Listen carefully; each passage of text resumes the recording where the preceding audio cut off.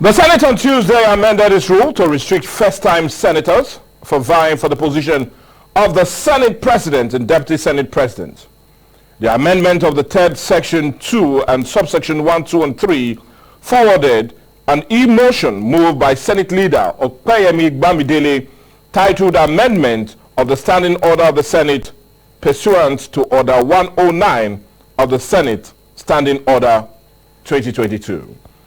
Senator Bamidele further urged the Senate to restrain first-time lawmakers from contesting for any of the presiding officers, Senate President, and Deputy Senate President. The lawmakers then unanimously agreed to amend their rule to accommodate the prayers as moved by the Senate Leader. Following the amendment, first-time senators are now barred from the list of those qualified or eligible to contest for the two topmost positions of the presiding officers of the red chambers.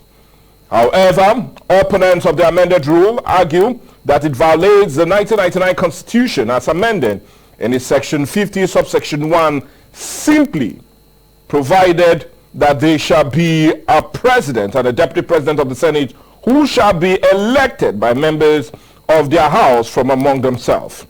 The Senate also amended this rule and created an additional standing committees, bringing the number of Senate committees from 74 to 83.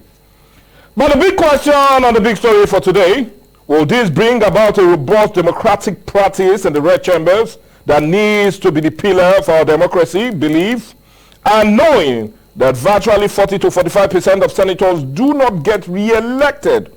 Will this not lead to only a selected few having that entitlement mentality to the generality of others that may have more charisma and leadership qualities? Well, this, as it concerns the new Senate standing rule, is what this edition of The Big Story is all about.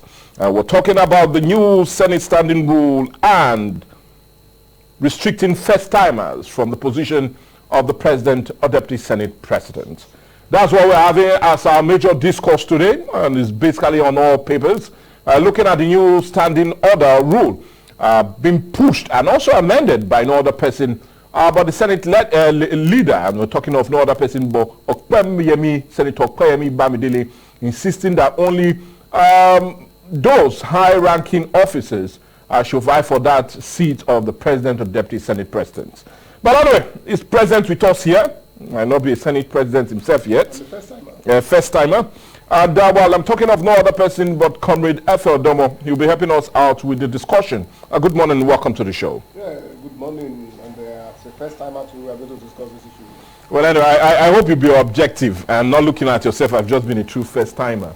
And also would join no other but Barrister Vivian Oti. She'll be joining us all the way from Imo State to give us a constitutional look at that very rule or standing rule being amended by the red chambers just yesterday. But let me quickly come to you now, Comrade FM&TV.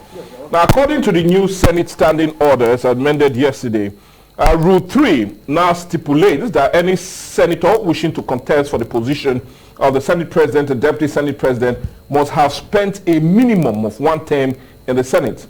And, well, I know when that news broke, you had to even call me yesterday and we spoke extensively about it. Yeah. But I really want your reaction as it concerns that very order by the Senate, just yesterday. Yes, thank you so much, Mike. The only permanent thing in the world is change and is continuous. Yes. Now, you have said if you have not been there for more than a tenure or more, you cannot be Senate President, Deputy, or some principal officers. Yes. If that one week, if we say that is a good idea. Now, Nigerian politics is by zoning. If the president comes from the west as it is now, the deputy is from the north, the Senate president is from the east or Niger Delta, wherever it is. Yeah. Now, if the area that those principal offices have been zoned, have no a returning senator, what happens? Are you not going to deny them? So we might push ourselves into some major constitutional issues. Exactly, that's constitutional crisis. Because assuming that now that the Niger Delta man is there now as the Senate president, had it been this law is there, and that man has not come to the house before. Yes. And you now say because of that rule, you are not going to give it to anybody from that area. You now move it back to the west, so that the west will not have the president and the senate president, or you take it to the north will not have the deputy, the vice president and the senate president. Yeah. They should look at all these things so well before they come out with the final rule, because it's going to cause some major crisis in the nearest future. But it's already been amended, and as it stands, it's now more like one of their standing rule. And and like it stands, that very section has been included in their standing rule. And with what we've heard yesterday, it got a unanimous standing order, and it was unanimously voted by majority of the senators there. Undermining, we do know some non-ranking senators think of using the legal means to address that very problem. But let's leave that. Yes, Mike. They can also unanimously re-amend that very portion. If they have to put a clause, if they are held bent of following that rule, then let there be a clause that in case the place or the geographical area that this position is zoned to, if they don't have an old timer, let us do it this way. So that, but there was no clause yesterday. Though. Yes, that is why I'm saying that they can also go for unanimous re-amendment of that same law. Anything any amendment can be done at any point in time, irrespective of the time. It may be 1 month, it may be 2 days. When you make a law, or you now go back and sit over it, go through it, and you see that there is a flaw somewhere. You come back and do your readjustment. Okay. Now, let's also come to it, because after that standing order was made yesterday by the Senate leader, we got serious reactions, not just only in the red chambers, but even after it was amended and brought to news. Many persons looked at it as something to correct a notion. And that brings me to my next question. Now, do you see this as a preemptive move against destabilization of the 10th Senate? Because 2 weeks ago, we got credible information that the Senate suffered what many would believe as an impeachment move against no other person but the Senate President, Godswill Akpabio. And funny enough, now this is being sponsored by a senior principal officer of the House. So do you see this as a way of quelling the agitation by some aggrieved senators against the Senate President, or do you feel different about it? I think I will feel different about it. Anyway, there is no smoke without fire anywhere in the world. I don't think that is because of the first timers in the House. That's why they want to impeach. But do you feel it's just to quell the issue that is diverting? Yes, diverting. Because we do know some senators were really against Senator Godswill Akpabio immediately after he came on board. Those senators with credible information are also seeking to put one of their own, and we're talking of no other person but Abdulaziz Yari from Zamfara State, who polled about 46 over Senator Godswill Akpabio's 63 votes. So do you see this as a move to quell him coming to really take the Senate presidency post? Yes, I also agree on that issue with you, because if they are feeling that if they don't do that, the man will just one day wake up and use his connections together with the ones he already have to subvert the interest of the general people. But you know quite well that Nigerian politics is by interest. What can I get from this dispensation? So if they are bringing in that law, I will not 100% support it. Though they are there, he is in the water, knows the type of fish he's stepping upon. But I will think that position is not too well for the nation. If we are talking of a real nation building and stabilizing our democracy, somebody can come into an office today with all the knowledges you have from other areas of the business world, and you do better than the person that has been there for a very long time. What is the essence of doing one thing 1,000 times and you are not changing? Now you expect a different result. Why do we change management in organizations? If one management is not performing well, you bring in another person to run the place, and we'll be so surprised that the person is far better. You will not say, this person that just came only yesterday has done this, has done that. What has these previous people have been doing over the past years they've been there? So we should not actually tie it down to that you must be second time senator or third time senator. We even have some of these people in the House there for 5th tenures now, and their names have never been heard any day. They've not presented a bill. They've not argued any bill. Some of them, when they say all those that are in support say aye, that's why you see their hand. There was somebody from this our state who was in the House, though he was in the lower chamber. that is the reps. The only day I saw him on telly was the day there was ruffle in the house, and somebody hit him and he fell. That was the only day I saw him. He never sponsored the bill. Like we now say that because the man has been there for 3 terms. Therefore, he's going to have a principal office. The answer is no. We have vibrant people. We have those who can see tomorrow. If you watch those who did excellently well in the administration of, though not in the legislative arms, those who did excellently well in Obasanjo's regime are all first-timers. Well, if I have to mention names because of this discussional purpose, people like Frank Weke Jr., people like even El Rufai and co.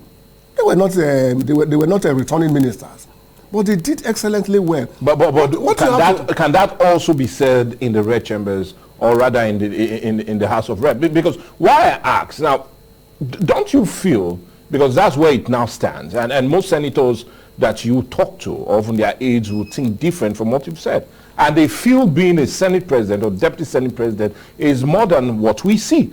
You must have the experience to galvanize around politics, especially as it concerns vested interest in the red chamber. What is a system, Mike? A system is a line of policies put in place that whoever that comes into something kicks into the system and every other thing. But can a first timer have that robust political overtone? Do we have first time president? Remove the Senate now. Do we have first time president in Nigeria? Is Tinubu not the first time president? Is it not his first time presidency? Does he have experience of presidency? But he has an experience as a former serving governor. He had 8 years under that. Exactly. It's a different issue from the Federal Republic. When you are the state government is like Groot. But Lagos is like a mini Nigeria, though. It's like, but it's not. It's like a Panadol. It's not the same thing with Panadol. Well, anyway, I'll be charging you for advert then. But anyway, it's a subtle one. Okay. Don't go to court. Oh, I won't. You see, so like as we were saying, if the laws are there, well spelled out, and to be respected by whoever that is there, irrespective of his position, he can go the whole length and come out with a cogent reason why we should do so. When this democratic dispensation came on board in 1999, yes, of course, the Senate president was a first-timer. The Speaker of the House was a first-timer. Of course. Did they perform? But that would be the only time. Now, this is where the question lies. That would be the only time in 1999 when we had a first-timer either taking that seat of a Senate president or the Speaker of the House. But is there any different from this law? Because that's where my next question is. Now, is there any difference from it? Because it has always been like that. If you go down to the time of after 1999, 2007, all the Senate president and the Speaker of the House were either not second timers, but often going there for the third time. So is there any change, especially as it concerns, because now we've always had it that way. No Senate president that have sat down there that have not been a 2-time senator or have gone there 3 times. So is there any change sticking with this new standing order of the Senate? The only change is they want to block the first-timers, irrespective of what they carry upstairs, from exercising their fundamental human rights. If I am in this office, like we have said earlier on, if I'm in this office and they know quite well that what I can deliver is what the organization wants, and they're telling me that because I'm a first-timer, I cannot do it. Let me refer you back to when I was in secondary school. I attended secondary school in Lagos, though in Ogun State, and then later on finished up in Lagos.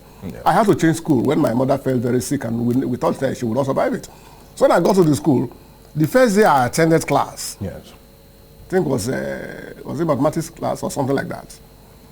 And the teacher now called on me to answer one of the questions. The whole student shouted, no, it's a newcomer. I just started now. He just came in now. The principal, the teacher now asked the question. This is class 3 we are. They said yes. Which means he has attended school somewhere before coming here. They say yes. So why do you think that they were not teaching them over there? My friend stand up and answer that question. And I stood up. Before me, about 4 people have failed it.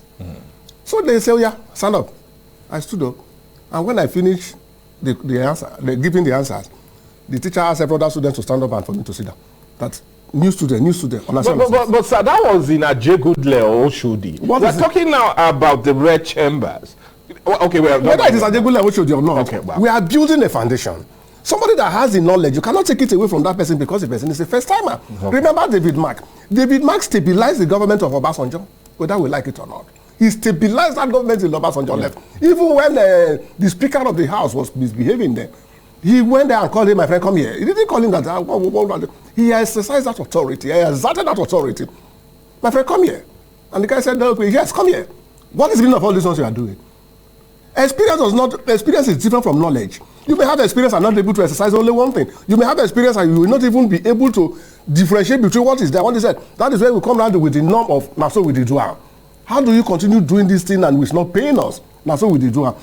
Okay, some of these issues that is leading to the query of Mr. Senate President. That them are even saying that they are going to move impeachment notice and that. Was it because of experience or because of knowledge? Or because it's a first timer? You see, a man that is good, irrespective of the time that it comes in. Somebody comes into a system and changes the whole situation. But looking at how really polarized the red chamber is, can a first-timer still navigate the waters? It's a major question. A first-timer can navigate the waters. What you need in place is policy statement and political will. That is what drives the democracy of any nation. If you are coming in and say, what are the rules on ground? Now, how can I improve on these rules? Okay. Where have we erred? Where have we not erred? You move people around you. You use people around you, those people you know that can see tomorrow. That is what gives somebody a clout in the office he's seated. When is the chairman of the board? Most chairman of boards are dummies. Yes, but the people surrounding them add the value. Exactly, and has the value. They just sit down. Yes, you are in charge of so. Give me your report. You are in charge of so. Give me your report. Harmonize them, and come out. You say, boy, that chairman when the guy is talking like this, everybody is quiet. Is he using his own brain? That's what most of these companies do. There was a company, or not there is a company, but the chairman name is late now. What does it do? It's to call for report. If you enter his office from this place almost to the reception, it's a walkway inside his office, not in the building. Once you open his office door, you walk for that distance. What does he do? He's sitting there watching you. And when you come, he has no visitors chair in his office. One of the greatest managers in Nigerian history. He's late now. Then when somebody now asks him, sir, don't be offended, sir. Say yes. What is your work? And the man laughed and said, look, you see all these televisions you see here, they are more than 20. They monitor the stock exchange. They monitor what happens in New York, what happens in London, what happens in Germany. So that is my work. My work is to think for the organization. At the end of the day, he puts the report together, he gives to the MD and he goes. So when you're talking of first-timers, we have gone past that. We are no longer in an analog system. We're in a digital system where somebody sits down and begins to tell you what will happen. Give these people task of what to be done. Then let them come back with results.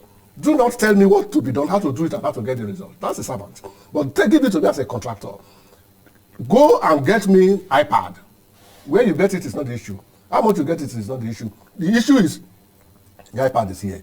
And your ability to stand your ground when you give out instructions makes you a leader. Okay, no, we'll lead on with conclusively. Yes.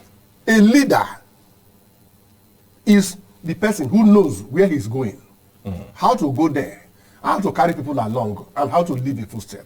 And not just being a first timer. At all. Okay. But anyway, we'll need to really lead on with the discussion, but we'll continue more of that later. We need to go on a break now, but when we come back, more discussion centered on that.